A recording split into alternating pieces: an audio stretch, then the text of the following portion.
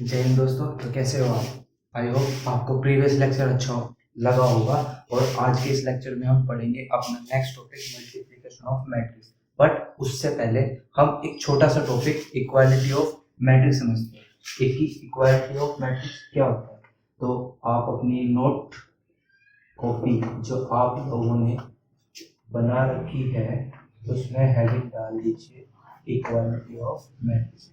तो equality of matrix जैसे नाम से सजेस्ट कर रहा है कि इक्वालिटी ऑफ मैट्रिक्स यानी कि मैट्रिक्स मैट्रिक्स की इक्वालिटी, यानी कि अगर हमारे पास वो दे कि कोई मैट्रिक्स किसी मैट्रिक्स के इक्वल है, तो यानी कि कोई matrix suppose let A matrix is equals to B matrix, तब उसमें हम क्या ध्यान रखेंगे? उसमें हम तीन तीन बातें, ठीक है, पहली, दूसरी, तीसरी।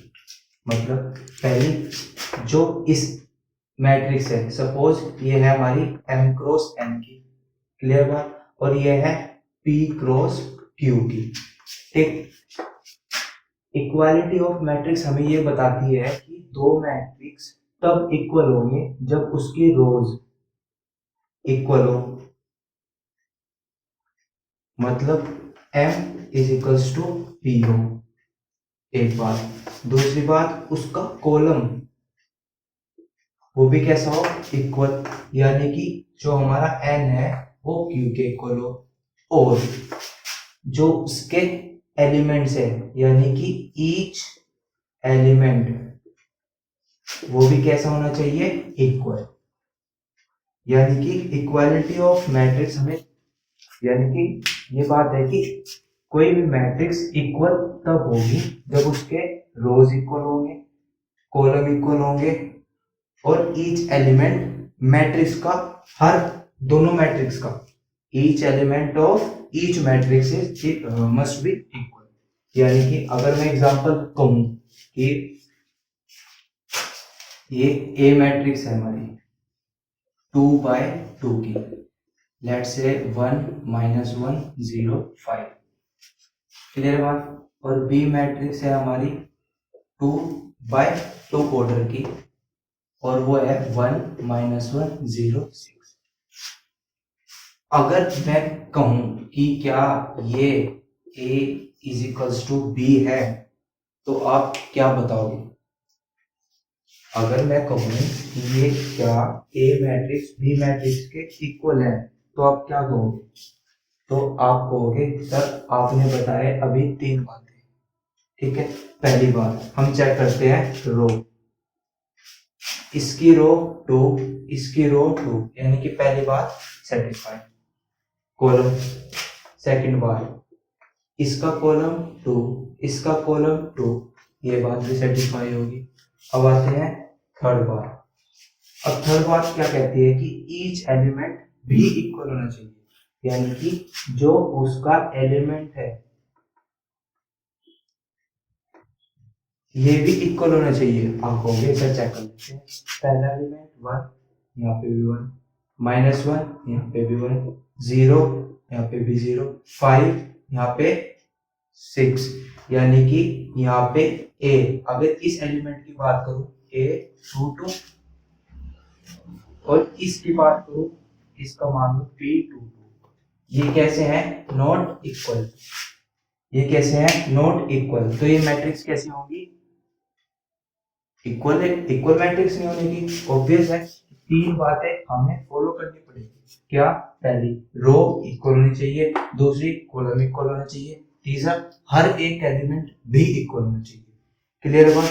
अगर वहीं पे मैं ये कह दूं कि ए मैट्रिक्स है हमारी 1 2 3 4, और बी मैट्रिक्स है हमारी 1 2 3 4 5 6, अब आप क्या कहोगे? ये तो 2 क्रॉस 2 की है, ये 2 क्रॉस 3 की है। पहली बात रो सेम, दूसरी बात कॉलम नहीं सेम, तीसरी बात ऑटोमेटिकली गलत हो जाएगी। क्यों? क्योंकि यहाँ पे जब रो ही, ये तो पूरा एक कॉलम, यानी कि एक कॉलम जो C3 है हमारी वही एक्स्ट्रा होगी, तो हर एक एलिमेंट का इक्वल होने का तो सवाल ही पैदा नहीं होता। यानी कि क्या बात कि इक्वल मैट्रिक्स तभी होंगी जब उसके रो इक्वल होंगी, कॉलम इक्वल होंगे और हर एक एलिमेंट इक्वल होगा। ठीक है, तो इससे रिलेटेड हम एक दो क्वेश्चन कर लेते हैं। ठीक है, आप भी बताइए।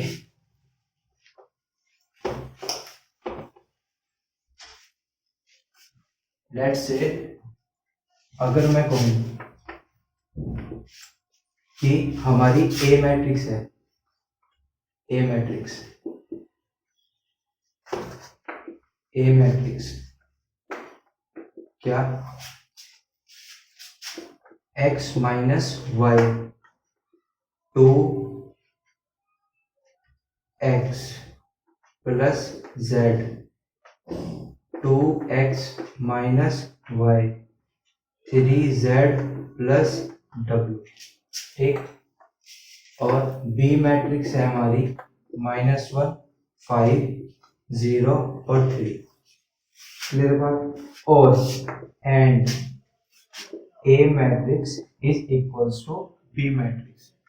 तो फाइंड कीजिए X Y Z and W क्या। ट्राई करो। अगर ये दोनों मैट्रिक्स हमें इक्वल दे दी तो एक्स वाई जेड डब्ल्यू हमारे क्या हो। ठीक है, ट्राई करा आपने।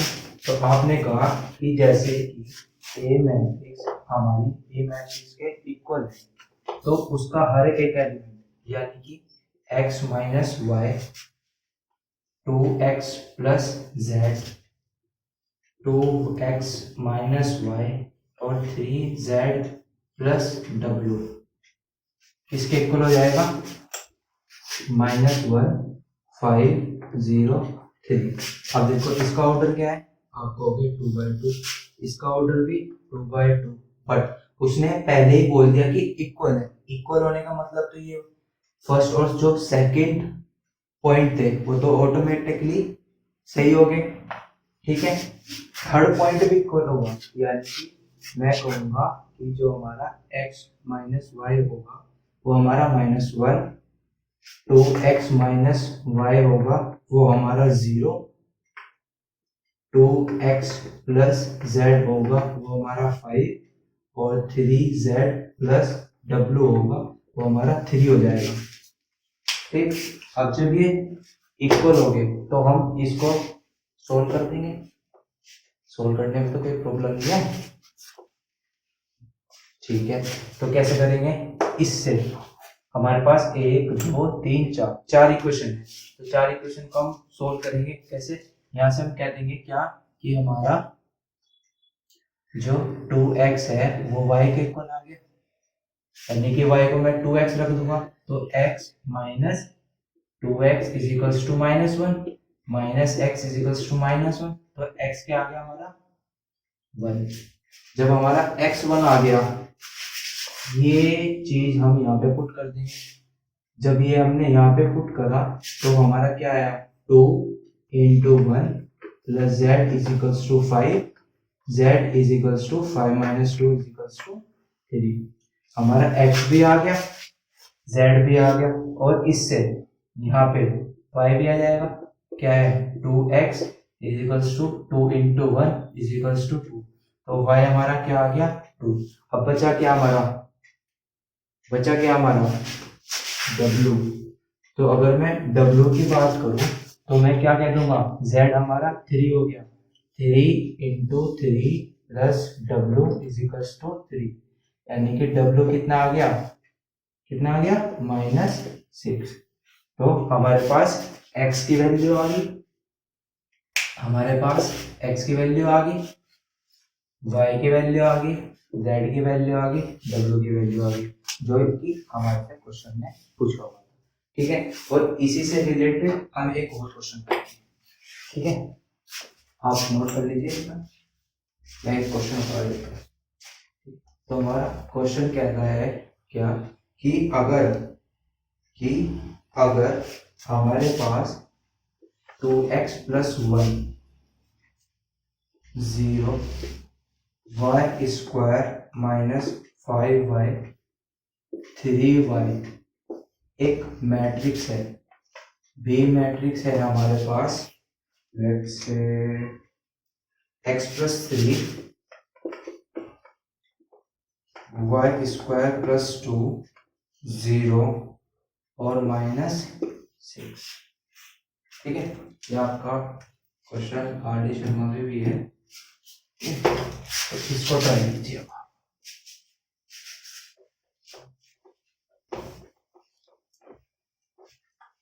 हाँ, इसके बाद हम मल्टीप्लिकेशन ऑफ मैट्रिक्स पर जंप कर देंगे। ठीक है, और ये दोनों इक्वल भी है, a = b, तो x और y की वैल्यू, सॉरी x, y की वैल्यू बताइए क्या होगी।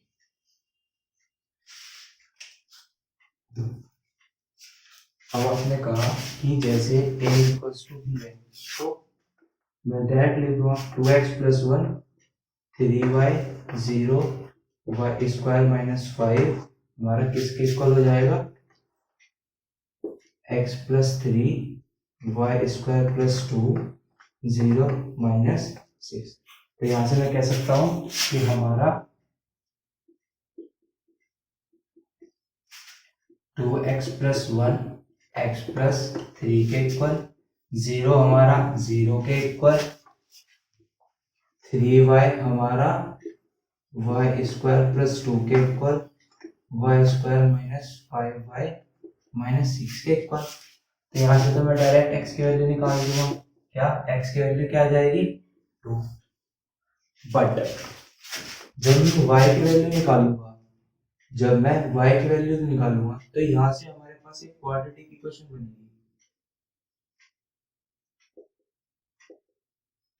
बनेगी और यहाँ से भी बनेगी। अब क्वाड्रेटिक इक्वेशन के दो रूट्स आते हैं, तो हमें ये चेक करना होगा कि क्या वो दो रूट्स सेम है और डिफरेंट है। मतलब अगर मैं इस इक्वेशन को पिक कर लेता हूँ, तो यहाँ से मेरा क्या बनेगा, y² - 3y + 2 = 0। अगर मैं इसके फैक्टर करूँ, आप फैक्टर बताओ क्या होंगे, y² - 2y - y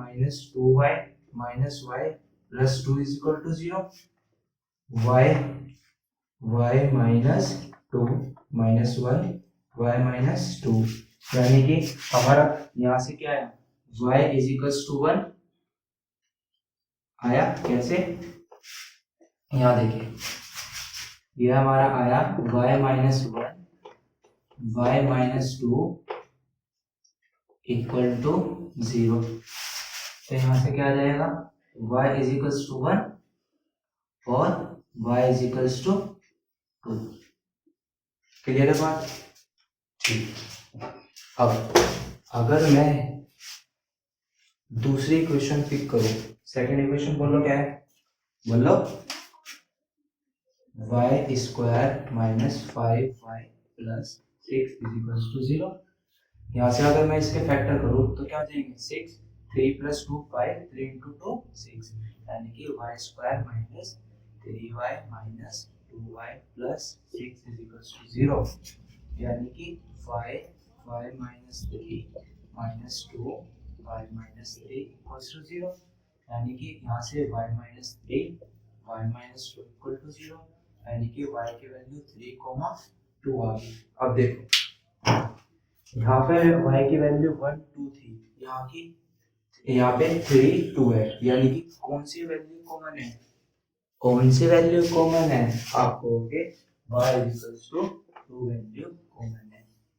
ये कैसी है हमारी कॉमन। अगर मैं y को 3 पुट करूं, यहाँ जाएगा 9 + 2 11, यहाँ 9 3 सेटिस्फाई नहीं कर रही, y की 1 पुट करूं 3, और यहाँ पे 3, यहाँ पे 1 पुट करने पे 1 - 5 -4, यहाँ पे -6, तो वो भी सेटिस्फाई नहीं करेगी, यानी कि कौन सी वैल्यू सेटिस्फाई करेगी वही हमारा क्या हो जाएगा, आंसर हो जाएगा। ठीक है, ये बात आपको समझ में आई, ठीक है। तो अब अपना मेन टॉपिक जो आज का है वो पढ़ लेते हैं, क्या multiplication of matrix, multiplication of matrix. तो हेड मान लीजिए आप मल्टीप्लीकेशन ऑफ मैट्रिक्स, ठीक।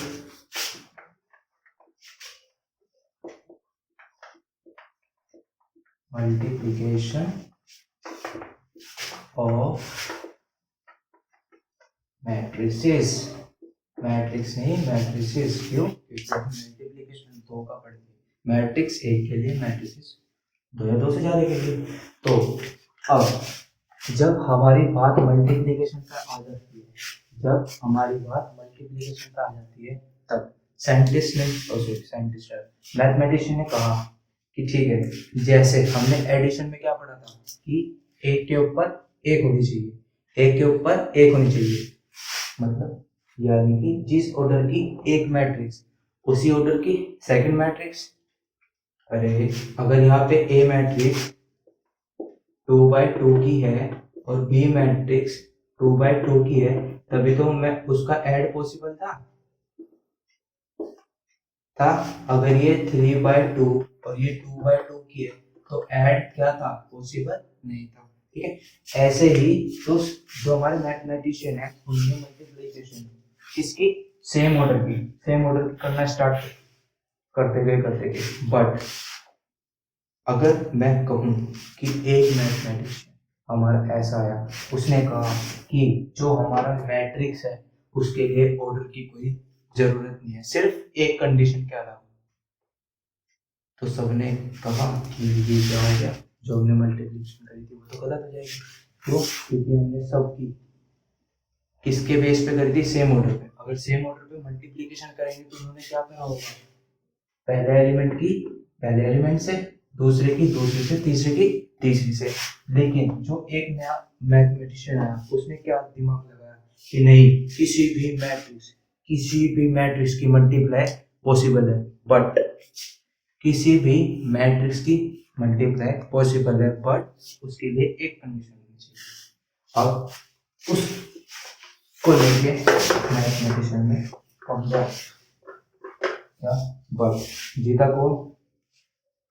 ये तो सिर्फ एक ऑर्डर के कर रहे थे कि जिसका ऑर्डर से उसकी मैट्रिक्स का मल्टीप्लिकेशन पॉसिबल है, बट जब आया उसने हर का कर दिया, तो बात किसकी चलेगी? जो हर कर देगा, हर की मल्टीप्लिकेशन कर देगा। यानी कि अगर मैं कहूँ ए मैट्रिक्स मेरी m/n की और बी मैट्रिक्स मेरी p/q की है, A matrix m/n, B matrix p/q की। और अगर मैं इसका निकालना चाहता हूँ क्या? मल्टीप्लिकेशन, तो उसकी एक कंडीशन है। क्या कंडीशन? Important condition. क्या? कि बोलो, आप हो गया, हम थोड़ी पढ़ रहे हैं, आप पढ़ा रहे हो, आप पढ़। जब हम मैट्रिक्स की मल्टीप्लिकेशन करेंगे, जब हम मैट्रिक्स की मल्टीप्लिकेशन करेंगे तो फर्स्ट मैट्रिक्स का कॉलम इक्वल टू होना चाहिए सेकेंड मैट्रिक्स के रो के इक्वल। यानी कि जब भी हम किसी भी मैट्रिक्स की मल्टीप्लाई करेंगे, उसका फर्स्ट मैट्रिक्स का कॉलम सेकंड मैट्रिक्स के रो के इक्वल होना चाहिए। आप कहोगे मतलब कि अगर ये हमारे पास मैट्रिक्स है, अगर मैं ए बी करना चाहता हूँ और बी ए करना चाहता हूँ, ठीक है, तब अभी मैंने कहा फर्स्ट मैट्रिक्स का कॉलम। अब यहाँ पे फर्स्ट कौन सी होगी? ये वाली। सेकंड कौन सी होगी? ये वाली। यहाँ पे फर्स्ट ये, सेकंड ये। क्लियर है बात? तो फर्स्ट मैट्रिक्स का कॉलम सेकंड मैट्रिक्स के रो के इक्वल।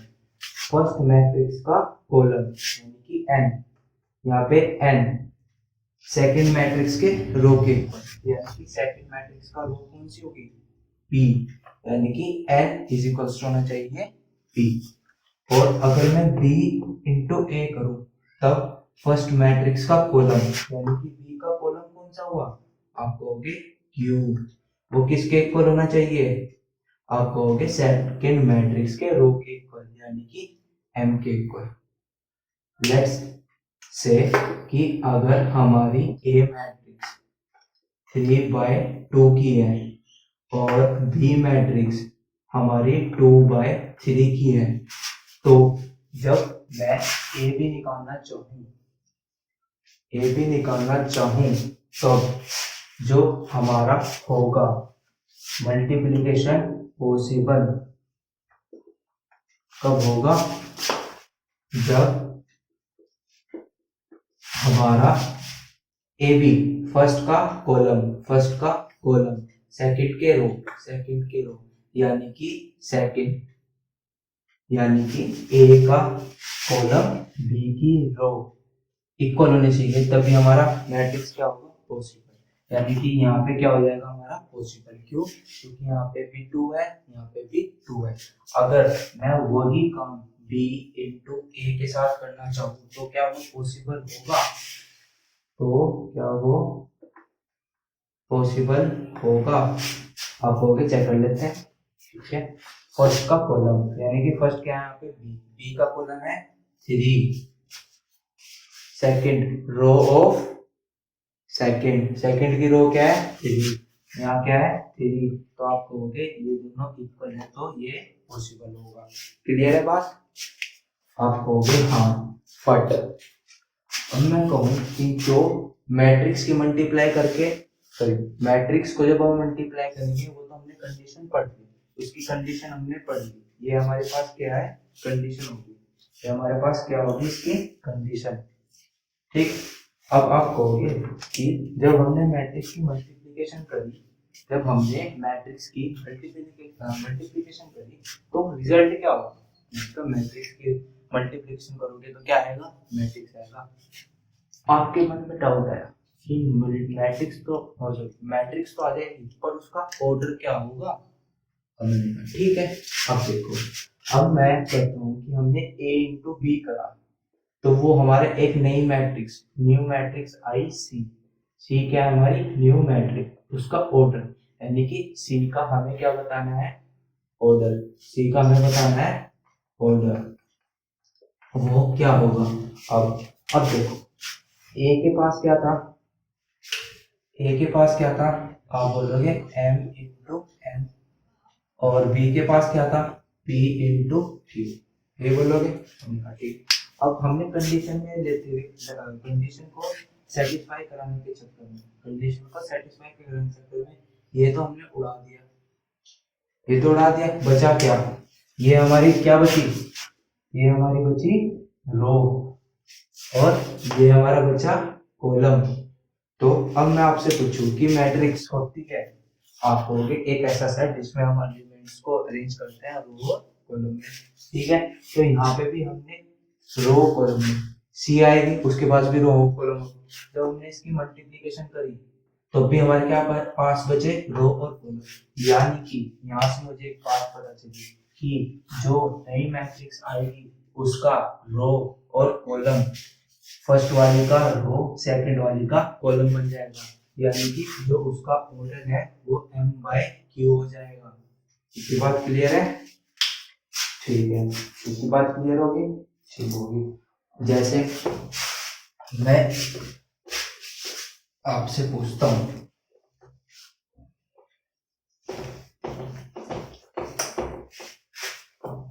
कि अगर मेरे पास a है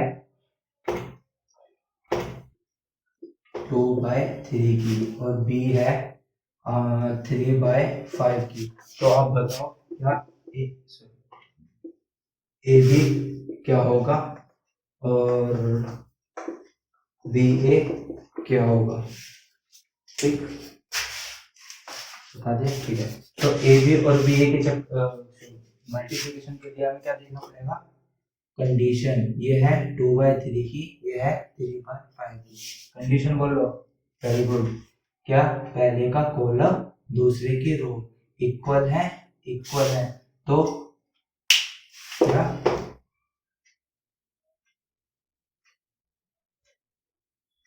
पहले का रो सॉरी पहले की कॉलम दूसरे का रो इक्वल है। हाँ, तो क्या पॉसिबल होगा? पॉसिबल होगा। और यहाँ पे जो मैट्रिक्स आएगी लेट्स से सी, उसका क्या होगा ऑर्डर? आप कहोगे 2/5।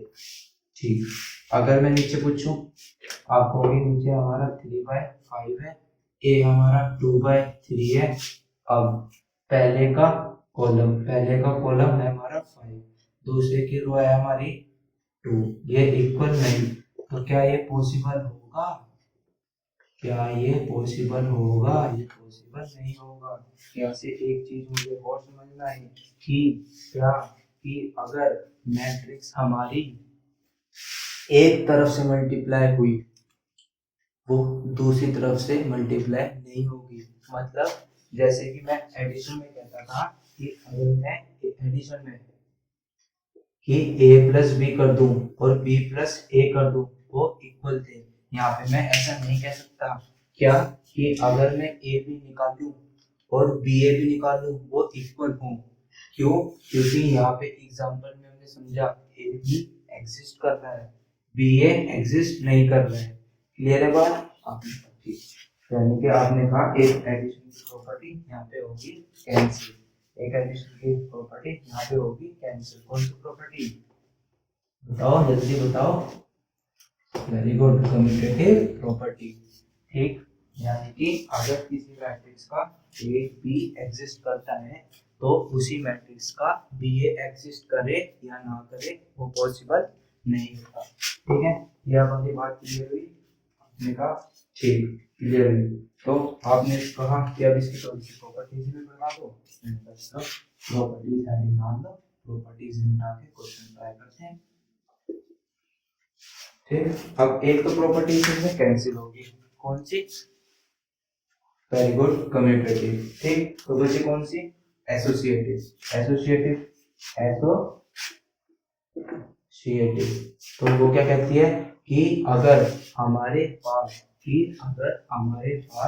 मैं कर दूं ए बी सी, यानी कि ए बी सी तीन मैट्रिक्स है हमारी, तीन मैट्रिक्स में हमने लिया ए बी सी का प्रोडक्ट, पहले क्या कर दिया बी सी का प्रोडक्ट, उसके बाद हमने क्या कर दिया उसका ए से मैट्रिक्स के साथ मल्टीप्लिकेशन, तो वो इक्वल होगा चाहे मैं ए बी का कर दूं पहले और सी का कर दूं बाद में। वो हमारी प्रॉपर्टीज क्या कहलाती है? कौन सी प्रॉपर्टी? Associative property. ठीक है, अब आती है डिस्ट्रीब्यूटिव। कौन सी प्रॉपर्टी? डिस्ट्रीब्यूटिव। सेकंड प्रॉपर्टी हमारी क्या सी है? डिस्ट्रीब्यूटिव।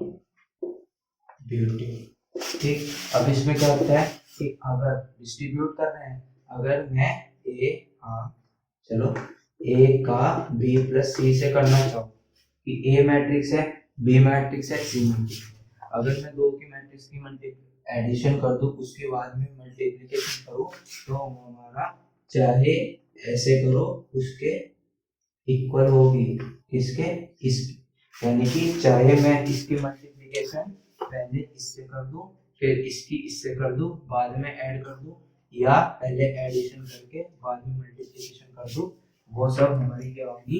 इक्वल होगी। तो सेकंड प्रॉपर्टी कौन सी थी? डिस्ट्रीब्यूटिव। सेकंड प्रॉपर्टी कौन सी थी? डिस्ट्रीब्यूटिव। अब मैं आपसे एक क्वेश्चन पूछता हूँ, पूछो पूछो चलो, कि अगर मैं कहूँ एग्जाम्पल ए हमारा m बाय n ऑर्डर का है, क्लियर बात? ए हमारा n बाय n ऑर्डर का है। ठीक, आपने कहा ठीक, क्वेश्चन तो पूछो, करो पूछो। अगर मैं इसकी मल्टीप्लाई i के साथ कर दूं, i क्या है? आइडेंटिटी। ठीक, आइडेंटिटी मैट्रिक्स, क्लियर है बात? अगर मैं इसकी मल्टीप्लाई इसके साथ कर दूं तो हमारे पास मैट्रिक्स क्या आएगी? आपको भी पता नहीं, चलो मैंने कहा पता तो मुझे भी, ठीक पता तो मुझे भी।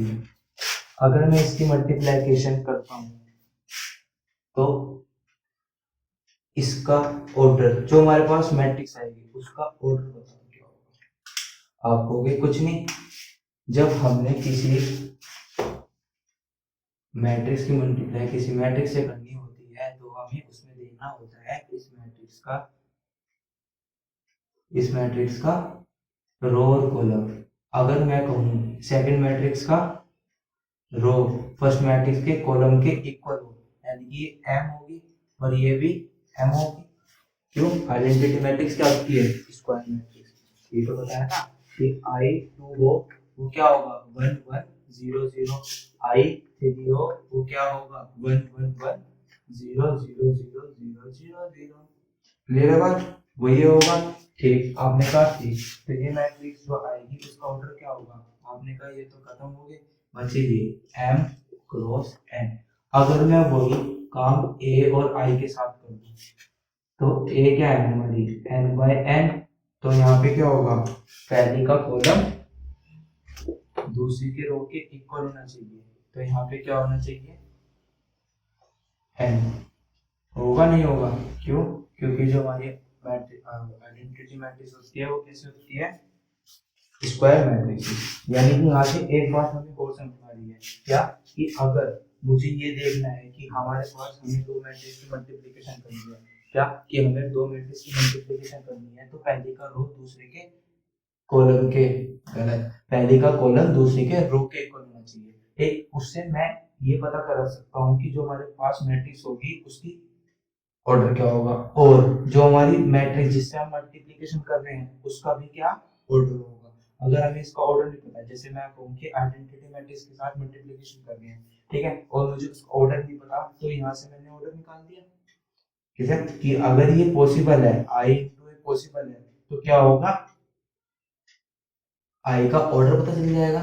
ठीक, अब आप कहोगे कि ये चीज क्या है, कि अगर आइडेंटिटी मैट्रिक्स को किसी भी मैट्रिक्स से क्या मल्टीप्लिकेशन की जाए, मतलब कि अगर हमारे पास कोई भी मैट्रिक्स है ए, उसकी मैं मल्टीप्लिकेशन आइडेंटिटी के साथ कर दूं तो क्या होगा? तो क्या होगा? अब हो गए हवन होगा, नहीं हवन नहीं होगा। लेट्स से मैं कहूँ ए हमारे पास 1 2 0 1 है, इसकी मैं i के साथ मल्टीप्लिकेशन करना चाहता हूँ, तो i क्या होगा हमारे पास 1 0 0 1। अगर मैं i a निकालता हूँ, समझना मेरी बात को, i a तो मल्टीप्लिकेशन करनी पड़ेगी। ठीक, मल्टीप्लिकेशन करनी पड़ेगी। अब से i क्या होगी 1 0 0 1 और ये होगा 1 2 0 1। तो आप कहोगे इसका रिजल्ट आएगा क्या? मैं कहूँगा इसको निकालने से पहले हमें मल्टीप्लिकेशन भी तो पढ़नी पड़ेगी। अभी तो सिर्फ हमने क्या पढ़ी? कंडीशन। तो मल्टीप्लिकेशन करने से पहले मल्टीप्लिकेशन ही करेंगे हम। अब देखो मैंने बताया था क्या, कि अगर ए हमारी n क्रॉस n की है, बी हमारी कैसी होनी चाहिए? n क्रॉस q की। हमारे पास जो सी आएगी वो n क्रॉस q की आएगी। यानी कि अगर मैं मैट्रिक्स की मल्टीप्लिकेशन कर रहा हूँ तो मुझे सी मैट्रिक्स मिल रही है जो कि n क्रॉस q की होगी, यानी कि जो उसका रो होगी वो m होगी यानी k होगी, और जो उसका कॉलम होगा q होगा यानी कि b का। यानी कि जब मैं मैट्रिक्स की मल्टीप्लिकेशन करूंगा तो मुझे पहले का रो चाहिए होगा और दूसरे का कॉलम चाहिए होगा। लेट्स से हम एग्जांपल लेते हैं, ए वाला एग्जांपल लेते हैं। ठीक है, ए वाला एग्जांपल लेते हैं।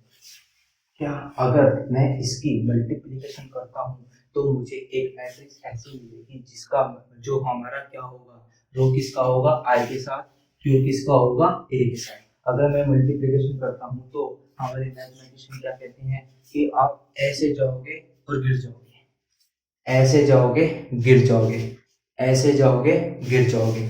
मतलब कि जब हम मैट्रिक्स की मल्टीप्लिकेशन करते हैं तो हमारे पास ये तो पता चल गया, अगर ये मैं ये कहूँ कि ये हमारी 2 क्रॉस 2 की है और ये भी हमारी 2 क्रॉस 2 की है, तो हमारे पास जो मैट्रिक्स मिलेगी वो भी कैसी होगी? आप कहोगे 2/2 की स्वाहा।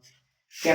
लेकिन इस मैट्रिक्स के अंदर क्या है तो वो भी तो हमें निकालना पड़ेगा। इस मैट्रिक्स के अंदर जो आएगा वो हम निकालेंगे कैसे? अब मैंने कहा कि हमें ऐसे जाना है गिर जाना है, ऐसे जाना है गिर जाना है, मतलब जो हमारे पास मैट्रिक्स पहली है उसकी हम पकड़ेंगे रो और सेकंड उसका पकड़ेंगे कॉलम। और उसकी करेंगे मल्टीप्लिकेशन। मतलब हम जब मल्टीप्लिकेशन करेंगे तब ऐसे जाएंगे और गिर जाएंगे, ये हम गए और यहाँ पे हम गिर गए, ठीक। यानी कि हर एक एलिमेंट को लेके डूबेंगे। मतलब अगर मैं यहाँ से जाता हूँ तो हमारे पास क्या आएगा 1 और 0, और यहाँ से जाता हूँ तो भी क्या आएगा 1 और 0, 1 और 0, ठीक। तो मल्टीप्लिकेशन करने के लिए हमें क्या करना होगा, जो हमारा फर्स्ट एलिमेंट है इसे मैं क्या कहूंगा A11, और इसे क्या कहूंगा दूसरी मैट्रिक्स का B1।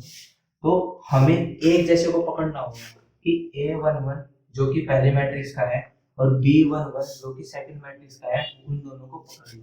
उन दोनों को पकड़ लिया और उनकी मल्टीप्लाई कर दी। बट अब ये भी तो बचे, ये क्या बचा हमारा A12, ये क्या बचा B21, उसको पकड़ा, उसको ऐड करा और क्या कर दिया, उनकी मल्टीप्लिकेशन कर दी। यानी कि जो हमारे पास इसमें नई मैट्रिक्स में यहाँ पे ये हमारे पास लेट से सी मैट्रिक्स है, इसमें जो हमारा एलिमेंट होगा, जो हमारा एलिमेंट होगा वो क्या होगा A11 B11 plus A12 B21। Clear है बात।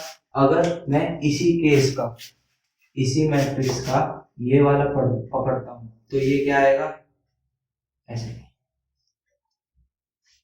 ऐसे ये क्या आएगा, आप होगे कर लेते हैं क्या, ये कहाँ पे है पहली रो में, और इसका जो कॉलम होगा वो कहाँ पे होगा सेकंड रो में। यानी कि हम इस मैट्रिक्स का पकड़ेंगे पहला रो, उसकी पकड़ेंगे सेकंड कॉलम। क्यों, क्योंकि जो हमारी कॉलम बनेगी वो किससे बनेगी, जिससे हम सेकंड मैट्रिक्स से, यानी कि सेकंड मैट्रिक्स हमारी ये है। तो यहाँ पे हमारी C2 यानी कि जो हमारा इसमें कॉलम बनेगा वो C2 से बनेगा। आप कहोगे हाँ तो पकड़ते हैं, चलो ठीक है आपने कहा चलो पकड़ते हैं। तो मैं गया कहाँ पे, रो 1 में C2 में। रो 1 तो हमारी क्या है 1 0 C2 2 1, यानी कि ये क्या है हमारा A11 B12 A12 B22, इनके आपस में क्या कर देंगे मल्टीप्लिकेशन, ठीक। इनके आपस में क्या करते हैं हम मल्टीप्लिकेशन। तो हमारे पास जो मैट्रिक्स आएगी वो, सॉरी जो मैट्रिक्स का, हाँ मैट्रिक्स का A12 आएगा वो क्या आएगा, आप कहोगे कुछ नहीं आएगा, वो आएगा A11, हाँ, और आएगा B1 प्लस का साइन बीच में, और आएगा A12 और B2। क्लियर है बात। यानी कि अगर मैं यहाँ पे मल्टीप्लिकेशन करूँ, ठीक है ये समझ में आ गया होगा, अगर मैं यहाँ पे मल्टीप्लिकेशन करूँ तो 2/2 की है, ठीक है। अगर मैं यहाँ पे मल्टीप्लिकेशन करूँ तो हमारी क्या आएगी 1 की 1 के साथ, अगर मैं अगर मैं C11 निकालूं, ये C11 होगा, ये हमारा C11 C12, ठीक है। वो क्या होगा, आपने कहा A11 B11 प्लस क्या होगा A12 B21, कर दो 1 into 1 1 into 1 plus 0 into 0 0 into 0, यानी कि आ गया हमारे पास, यानी कि जो हमारा C11 होगा वो हमारा क्या आ जाएगा 1। अगर मैं वही C12 निकालूं तो क्या होगे 1, देखो 1 ये किसकी चलेगी पहली मैट्रिक्स का, ये किसका चलेगा पहली का, तो पहली का क्या होता है बचा हुआ रो, यानी कि पहली रो में जाएंगे तो क्या आएगा 1, और यहाँ पे प्लस का साइन लगा दो, यहाँ पे आएगा 0। अब इसके साथ मल्टीप्लाई होगी क्या रो, सेकंड कॉलम की रो के साथ, यानी कि इसकी मल्टीप्लाई होगी 2 के साथ और 0 की होगी 1 के साथ, यानी कि हमारा क्या बन जाएगा 2। ये हमारा बन गया क्या 2। चलो अब आप मुझे निकाल के दिखाओ C21 और C2। चलो फटाफट, वेरी गुड, बहुत तेज हो रहे हैं आपके बच्चे, चलो वेरी गुड, ठीक। अब C21 C22 आपने कहा ये कर दो 0 इंटू 1, 0 क्यों 2, सेकंड कॉलम में सेकंड रो किसकी, बचा हुआ मैट्रिक्स, बचा हुआ कौन सा हमारे पास, ए मैट्रिक्स, उसकी रो कौन सी बची, सेकंड, यानी कि second row first column into 1 plus 1 into 0, ये क्या आ गया 0, ये 0, यानी कि 0, यानी कि जो हमारे पास यहाँ आएगा वो क्या आएगा 0। क्लियर है बात, ठीक। और यहाँ पे क्या आएगा C2, सेकेंड ही रो और second column, 0 into 2 plus 1 into 1, ये क्या आ जाएगा 1, और ये हमारे पास यहाँ पे क्या आ जाएगा 1। ठीक है, तो क्या बात पता चली कि यहाँ पे हमें दो चीजें सीखी, क्या कि हमें मैट्रिक्स की मल्टीप्लाई कैसे करनी होती है, और मल्टीप्लाई कैसे करनी होती है, और अगर मैं आई ए निकालूं, अगर मैं आई ए निकालूं तो मुझे क्या मिलेगा, अगर मैं आई ए निकालूं तो मुझे क्या मिलेगा, ठीक, आप ही बताओ क्या मिलेगा, आप ही बताओ मुझे क्या मिलेगा,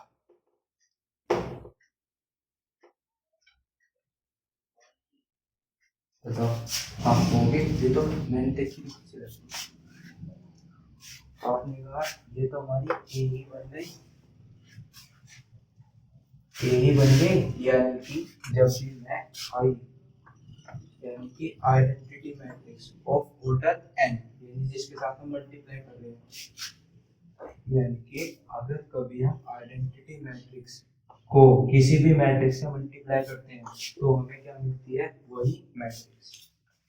ठीक, आप कहोगे ठीक, हमें मल्टीप्लिकेशन समझ में आ गया, आप कहोगे हाँ थोड़ा थोड़ा आ गया, अभी हम क्वेश्चन करेंगे। ठीक है भाई, ठीक, तो एक एग्जांपल करते हैं, क्वेश्चन 1 लेते हैं हम, एक छोटा सा, कि अगर मैं कहूँ मेरा है 1 2 3 ए मैट्रिक्स और बी मैट्रिक्स है मेरी, बी मैट्रिक्स है मेरी, चलो 2 1, तो बताओ क्या ए बी पॉसिबल होगा,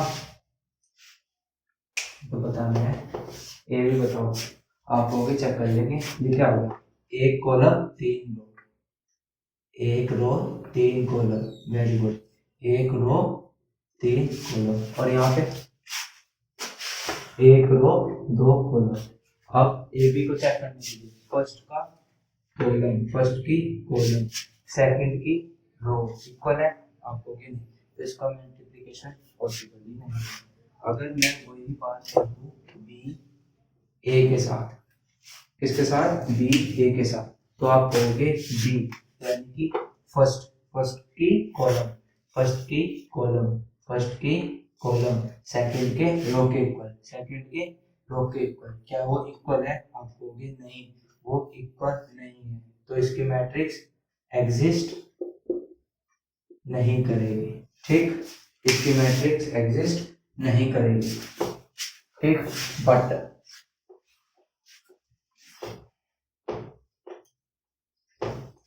अगर मैं कहूँ मेरे पास एक मैट्रिक्स है 1 2 3 और बी मैट्रिक्स है 4 5 6, तो अब मुझे बताओ क्या ए बी पॉसिबल है या बी ए पॉसिबल है, कौन सा पॉसिबल है वो निकाल के दिखाओ।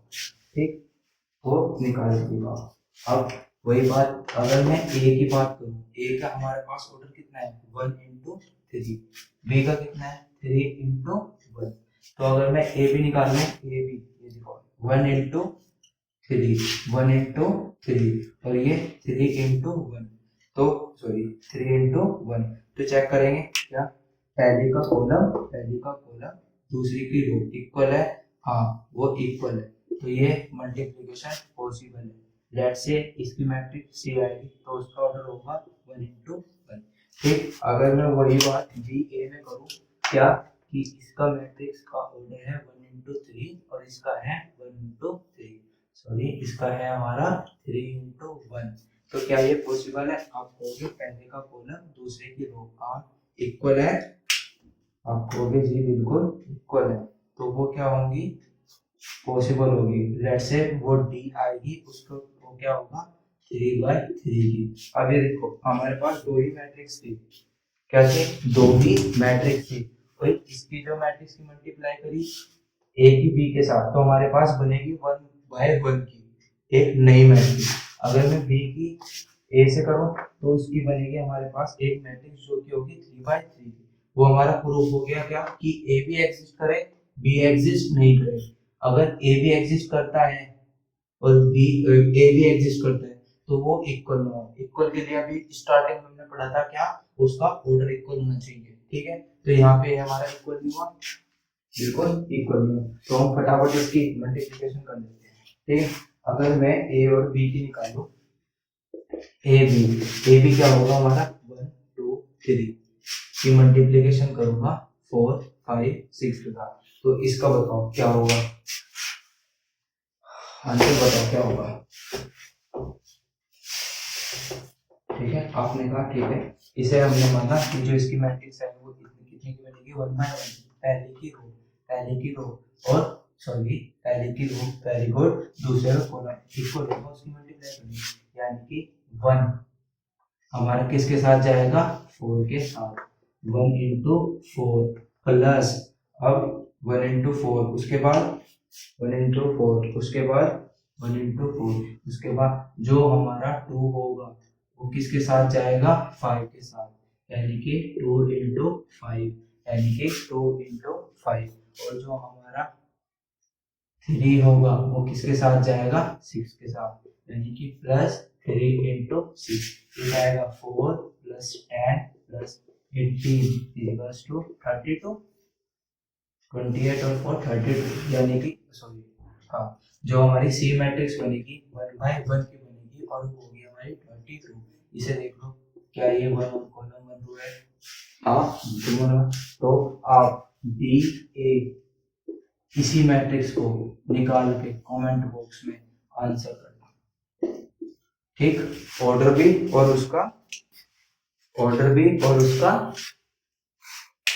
मैट्रिक्स, ठीक है। तो आज के लिए हम इतना ही रखते हैं, ठीक है। मिलते हैं आपसे नेक्स्ट क्लास में इसके क्वेश्चन क्वेश्चन और स्टेटमेंट वाले क्वेश्चन जो कि हमारे पेपर में पूछे जाते हैं और इम्पोर्टेंट भी होता है, उसके लिए भी हम ट्रिक्स बनाएंगे, ट्रिक्स नॉर्मली सॉल्व कर देंगे, देखते हैं, ठीक है। तो चलिए जय हिंद, मिलते हैं नेक्स्ट क्लास में, ठीक है।